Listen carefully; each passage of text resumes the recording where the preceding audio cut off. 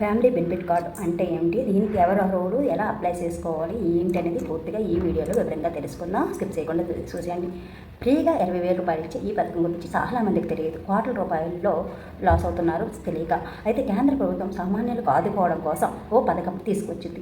దీని ద్వారా ప్రమాదంలో కానీ లేదా మరి ఏ ఇతర కారణాల వల్ల అయినా సరే ఓ కుటుంబ పెద్ద చనిపోతే ఆ కుటుంబానికి ఆర్థికంగా సహాయం చేయడానికి ఈ స్కీమ్ అయితే తీసుకొచ్చారు. దీని ద్వారా 20,000 రూపాయలు ఆర్థిక సహాయం అందుతుంది.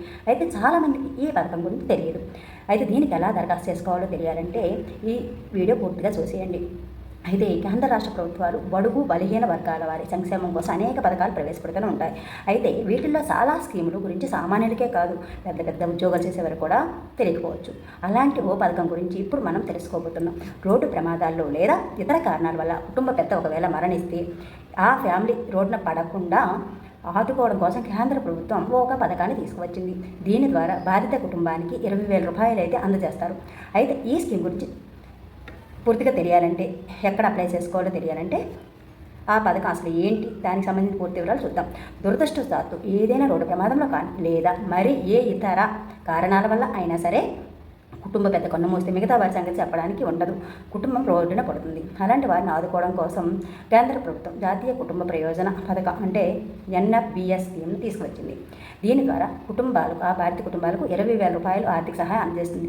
8 సంవత్సరాల క్రితం అనగా 2017లో ఈ కేంద్ర ప్రభుత్వం దీన్ని అమలులోకి తీసుకొచ్చింది. కానీ చాలామందికి తెలియదు.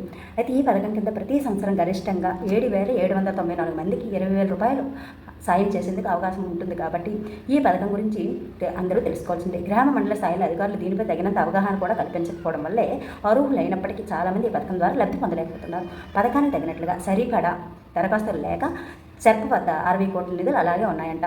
సో దీనికి అర్హులు ఎవరు, అప్లై ఎలా చేసుకోవాలో చూద్దాం.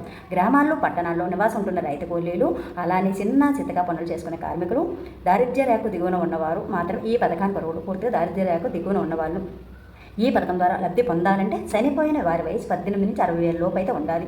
కుటుంబ పెద్ద అనుకోని కారణం వల్ల లేదా ఏదైనా ప్రమాదం వల్ల మరణిస్తే అతడి కుటుంబ సభ్యులు 2 ఏళ్లలోపు ఎప్పుడైనా ఈ పథకానికి దరఖాస్తు చేసుకోవచ్చంట. అప్లై చేసుకోవాలంటే ఖచ్చితంగా మరణ కూడా ధృవీకరణ పత్రాలు అయితే తప్పనిసరి. వీటితో పాటుగా bank account, Aadhaar, ration card, కుటుంబ సభ్యుల వివరాలతో కూడిన ధృవీకరణ పత్రాలను దరఖాస్తుతో కలిసి తహసీల్దార్కి సమర్పించాల్సి ఉంటుంది.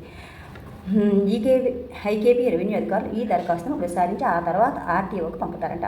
అక్కడి నుంచి సెర్ప్ CEOకి పంపించడం జరుగుతుంది. సెర్ప్ CEO ఆమోదం లభిస్తే లబ్ధిదారుల ఖాతాలో ఈ 20,000 అయితే జమ అవుతాయి. అయితే దీని గురించి సరైన అవగాహన లేక చాలా జిల్లాల్లో ఈ పథకం కోసం దరఖాస్తు చేసుకోవడం లేదని అధికారులు అయితే తెలుపుతున్నారంట.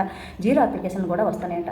అసలు మన అధికారులు కరెక్ట్గా ఏ పథకాలు వాళ్ళకి తెలిసినవి తెలియజేస్తే అది ప్రజలకు చేరుతుంది. కానీ ఇక్కడ అధికారులు ఏమీ తెలియకుండా సరైన అవగాహన చేయకపోతే ప్రజలకు మాత్రం ఎలా తెలుస్తుంది? కాబట్టి అధికారులు ఉన్నంత వరకు కరెక్ట్గా చేయాలని ప్రజలు కోరుకుంటారు. కాబట్టి వాళ్ళకు దక్కే పథకాన్ని వాళ్ళకి దగ్గరగా చేరేలా చూసుకోవాల్సిన బాధ్యత కూడా అధికారులదే. కాబట్టి వాళ్ళు ప్రజల్ని మరింత గైడెన్స్ ఇచ్చి వాళ్ళకి ఏ పథకాలు ఉన్నాయో మరింత వివరంగా, గ్రామీణ ప్రాంతాల్లో అందరికీ అన్ని పథకాలు తెలియవు కాబట్టి దానికి అధికారులే తెలుసు కానీ వివరణ అయితే ఇవ్వాల్సి ఉంటుంది. సో ఈ విధంగా ఎవరైనా benefit card, family benefit card పొందాలనుకుంటే ఈ అర్హు ఇలా అప్లై చేసుకుని ఈ ఫామ్స్ అన్ని ఇస్తే 18 నుంచి 60 సంవత్సరాలు అయితే ఉండాలి.